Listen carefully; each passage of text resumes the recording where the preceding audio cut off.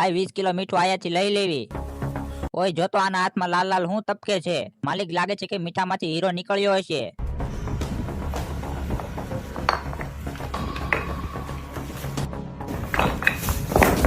ભાઈ અમારે 20 કિલો મીઠું લેવું છે.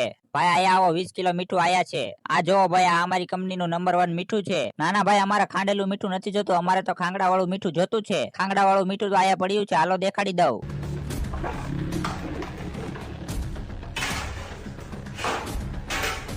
આ જોવો ખાંગડા વાળું મીઠું. ભાઈ અમારા નાના ખાંગડા નથી જોતા, અમારે તો આ મોટા ખાંગડા જોતા છે. અરે ભાઈ હાથ ન લગાડો, આ મીઠું વેચવાનું નથી, ખુલેવા નથી વેચવાનું. આ મીઠું ક્યાં છે તારો માલિક? બોલાવતો આવ જા. ગમે એમ કરીને આ હીરો આપણે લેવાનો છે. જો ભાઈ તમારા મોટા ખાંગડા વાળો ઢગલો દેવો છે તો બોલો કેટલામાં દેવો છે? 10,000 નો દેવાનો છે.